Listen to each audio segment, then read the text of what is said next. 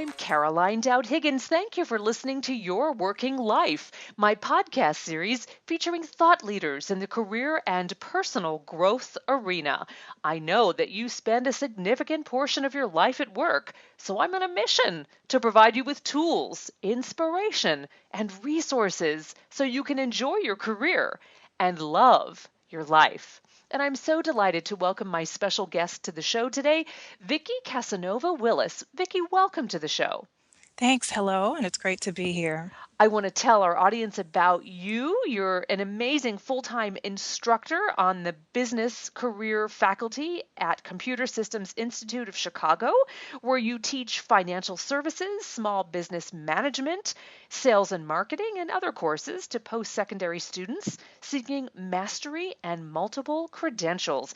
And your experience in corporate marketing, management, and entrepreneurship informs your approach to educating the next wave of business professionals. And Vickie, you have helped lead teams to win some of the most prestigious strategic marketing awards, including an Effie for effectiveness in advertising.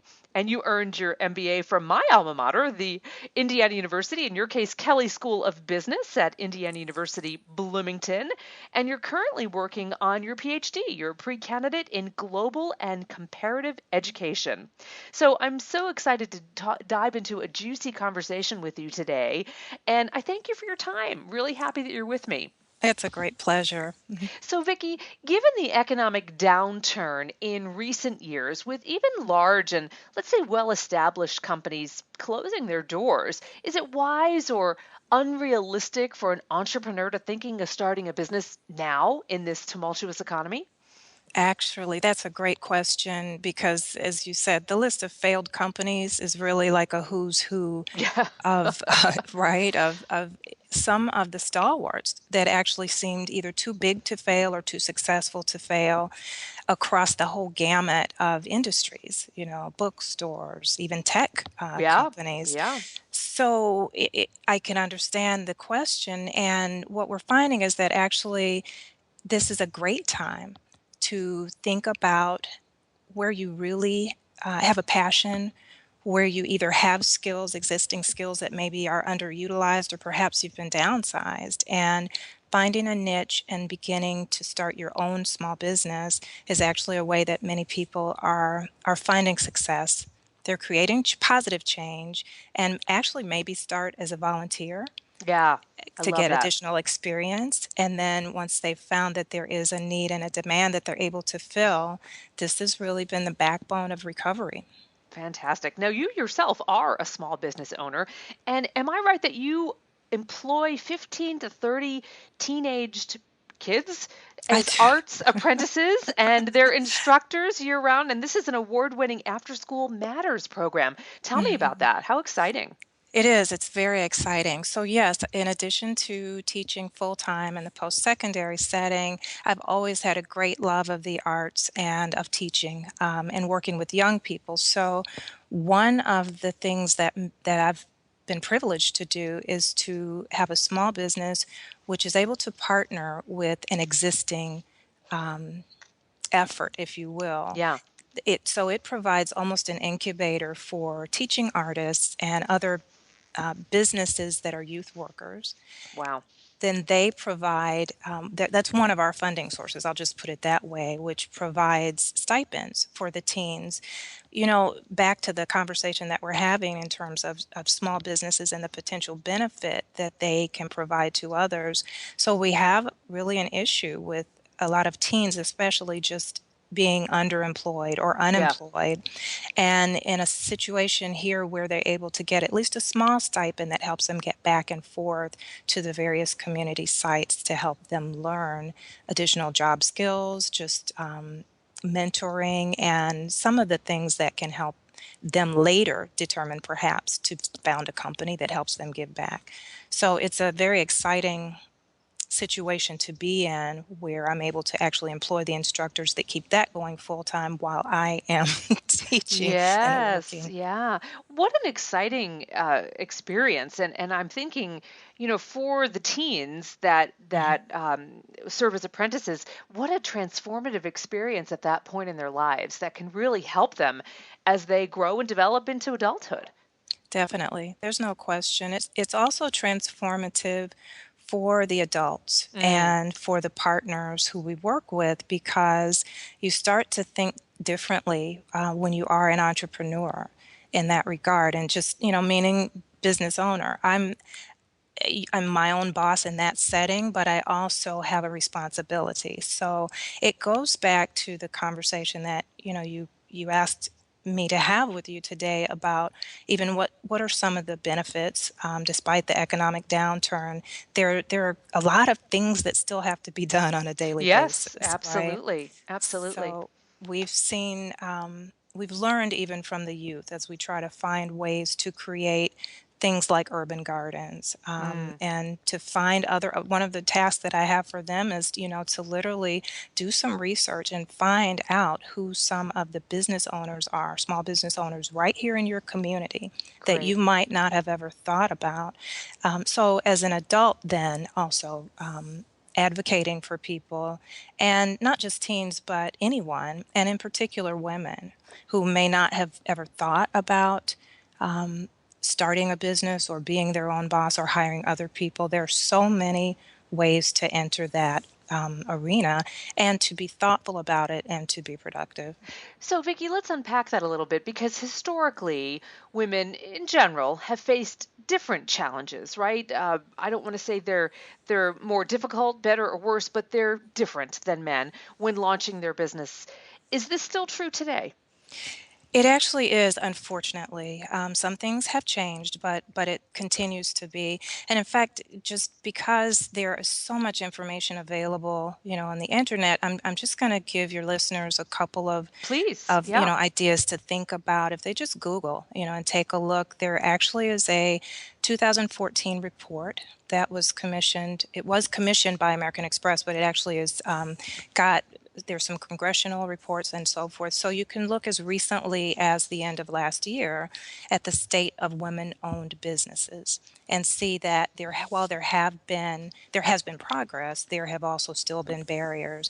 And again, if we just think about it, that there's slump, if you will, hmm, in the business arena and in economies, then the pressure is always going to constrict. So yes, there have been continuing. I don't want to say struggles, but there have hmm, continued to be advocates for the work that has to happen to open up contracts, to continue to even provide opportunities for the additional training and education and things that women as well as others deserve to have, because in the end we all benefit. absolutely, and the economy strengthens. So let's dive a little deeper. I love that you're suggesting that we do research, and you mentioned that you start with your teens to say get out there and do some research, find out what the opportunities are. But Mhm. often, as wonderful as the internet is because it's accessible, there's conflicting uh, information, right? I mean, it's just the reality. Absolutely. So, what are some Hmm. of the real risks and cautions and pitfalls, for example, that women can avoid when they're starting and ultimately sustaining their successful businesses? Right. It's an excellent question. Well, one of the things is to just not necessarily believe the first thing that you see. When we do Yeah, research, we are going to continue to look at a range of different resources. If you happen to live in an area that has, perhaps just a small business administration site or think tank, if there is a women's business development center. Again, these are some of the things that you can find out just by even going to your local library. Say you don't even have internet access, and right, some right. people do not. It shouldn't be a barrier whether you're in a difficult financial situation right now or not, whether or not, I teach as my day job, not just the teens after school, but during the day.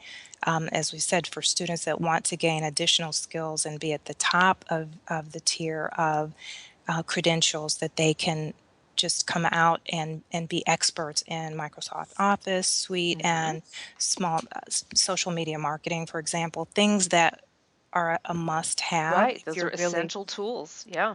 They are. So I want to just encourage people to not take the first answer that they see, not just read one article, right? But kind of cross-reference. And definitely there are some pretty well established organizations, just as I said, like the Small Business Administration. And then the best sites and sources will have a number of other links to various organizations that are not even affiliated with them so that you can get a good sense of if the same advice is coming up over and over, such as create a business plan, Hmm. then you know that somebody's not just trying to sell Right. you on their business plan Right. Right. scheme. Good stuff. Good stuff. So you and I share the hybrid career in that we've got the day jobs, right? But we also have these entrepreneurial ventures that we do in addition to the day job. In your case, teaching, and in my case, working with Indiana University alumni. So let's talk about.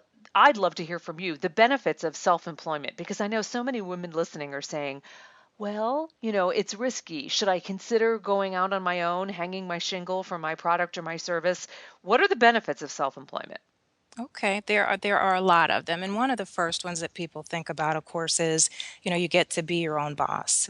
Hmm. But that's a double-edged sword, Yes, right? it is. You get to be your own boss You too. do it all. Yeah. Exactly. You cannot call IT or whomever if Right. something goes down, not necessarily.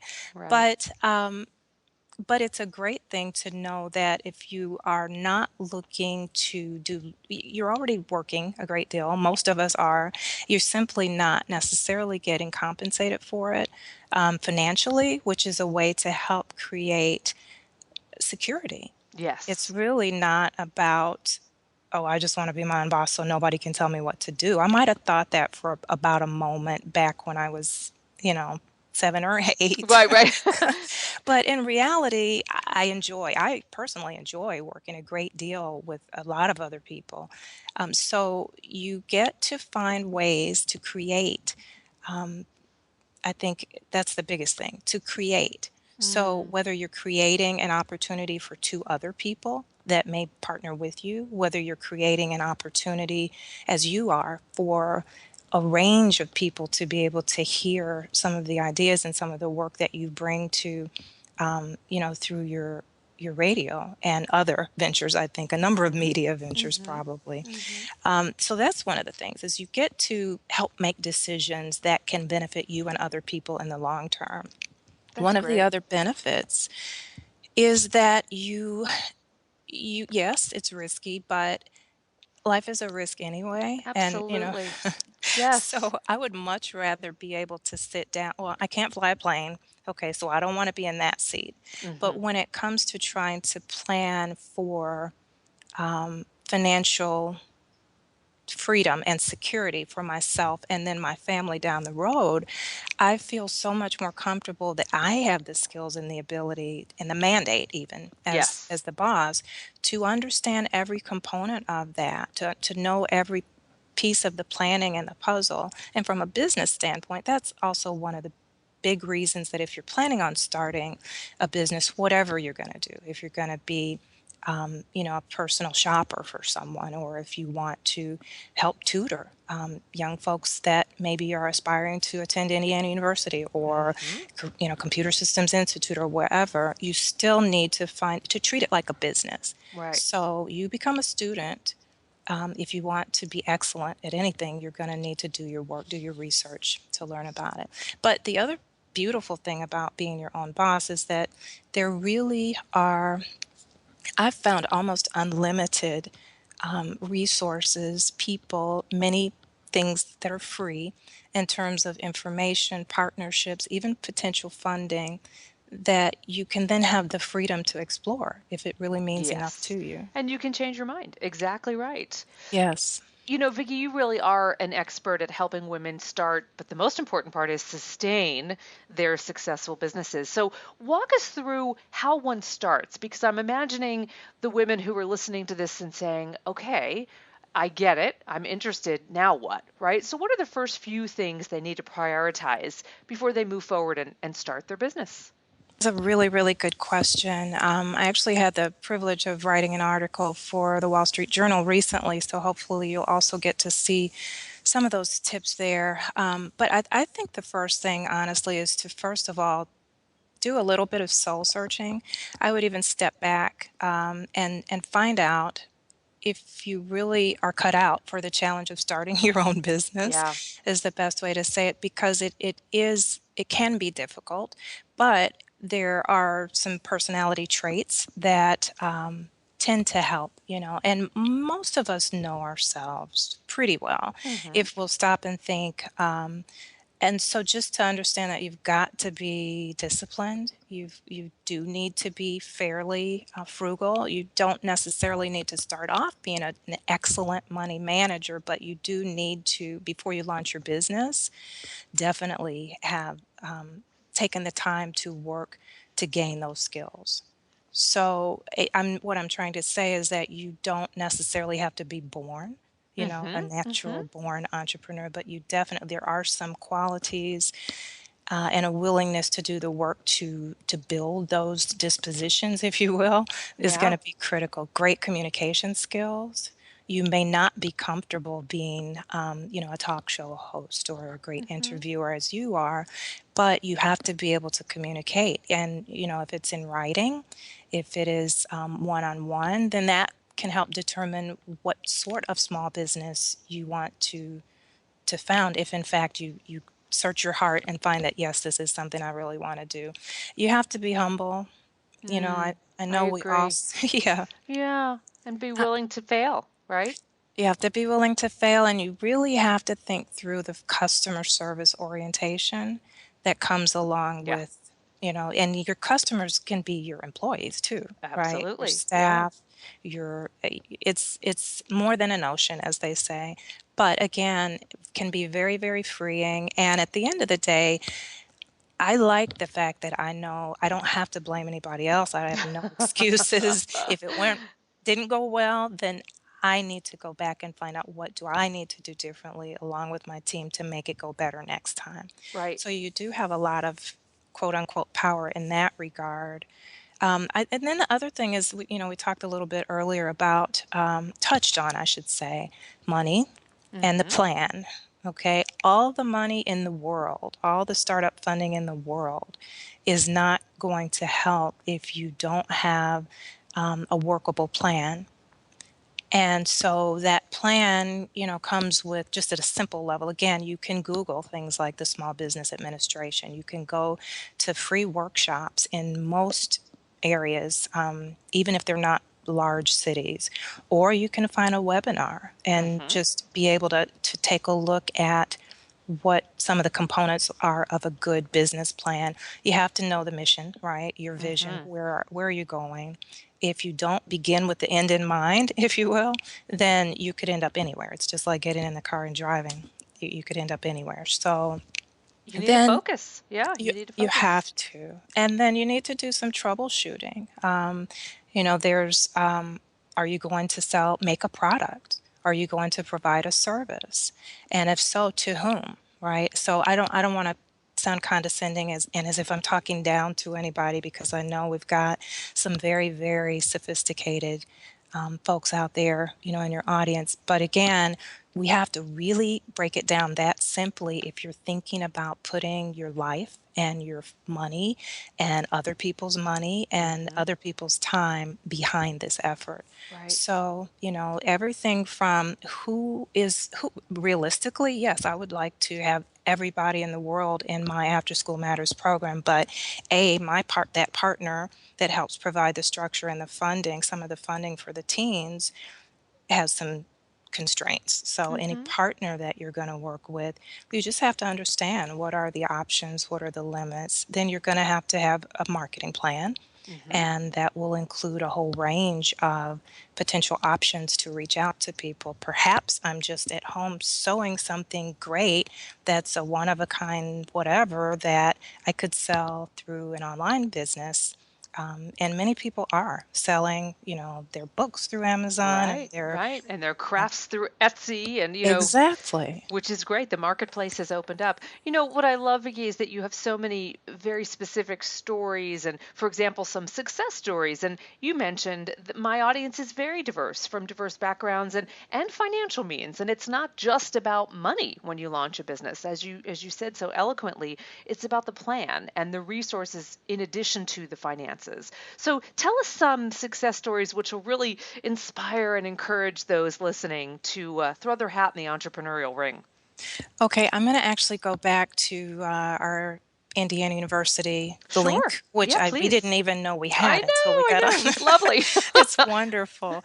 One of the young ladies that I've been privileged to watch grow has, well, she does a lot of things, but one of her callings was to start a youth dance company in one of the hardest hit areas in terms of poverty and just a lot of the things that we know are impacting urban communities in particular.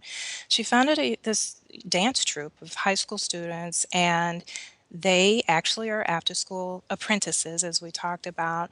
But I've found that it's something that has just taken on a life of its own. So many of these young people are now, as a result of working through learning about the dance discipline and just kind of learning about teamwork and all these other things, even how to help run a project manage, if you Hmm. will, because they're being trained as teaching and performing artists. They're not just coming together just to dance because it's fun.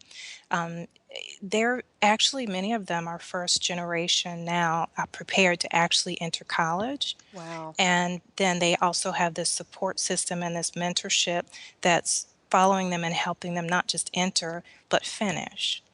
And Great. so a lot of what I've seen with that business is just a young person with a passion for something that meant a lot to her as a youth, deciding that she was going to find a way to give it back. And it literally is transforming lives. And they're coming back into the community with all kinds of other examples that they're setting as role models.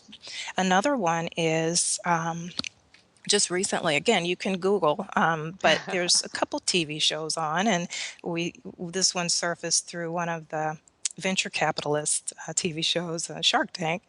And there's a young man who's now 13, but his grandmother taught him to sew using her fabric scraps. Speaking of Etsy, which you mentioned, Yeah. he started selling bow ties. He's a young man in Memphis who now employs several members of his family. It's like a $200,000 business. Wow. Again, just making one at a time initially these bow ties. It helped keep him busy, and then he liked them, and then he found that his friends liked them, and they started selling them on the internet. They then had to go through the process of making sure that they were putting the legal foundation in Yes, place. absolutely. With So sales tax and all those good things. Yeah. exactly, all the licenses and you name it. So again, I'll say that when you go to these resources, whether it is the Women's Business Development Center, whether it's a mentor, find a mentor, and they're everywhere. If it's not in a school that's nearby, find a business professor that's, we like to talk and we like to teach, so we'll Which is often brilliant. share And we like to ideas. listen. The good stuff. Yes. Go to your local library, pick up the phone, make a call. Old school works too. Just write somebody a letter. If there's a business in your community and there's someone who's working there that you can just at least ask if they would be willing to maybe share their story and their insights, more often than not, they will. And I that can agree. go a long way. Vicki, what a joy to have you on. Thank you so much for sharing your incredible wisdom about how to start and sustain a successful business. And I hope that our paths cross in person sometime soon. But tell our listeners how they can reach out to you if they want to connect with you after the show. Oh, I definitely hope that you will. I'm actually going to leave my email for Okay, school, which sure. is Vickie, Vickie, Casanova, all together, Vickie Casanova at csinow.com. And you can reach me through a business blog at vcasanovabiz.wordpress.com. And I just look forward to continuing to hear great things. And I appreciate what you're sharing with people because the sky really is the limit. And I just encourage people to do the research and then take the chance. You can do it. Absolutely. Vicki, thank you. You take good care. And again, I so appreciate your time and expertise. And I hope that our paths cross in person sometime soon. Absolutely. Thank you. And I want to thank the listeners for tuning into Your Working Life, where my goal is to help you design your career destiny so it doesn't happen by default. True career and life satisfaction is possible, and it's time to embrace what you love doing so you can do more of it. I'm Caroline Dowd-Higgins. Take good care.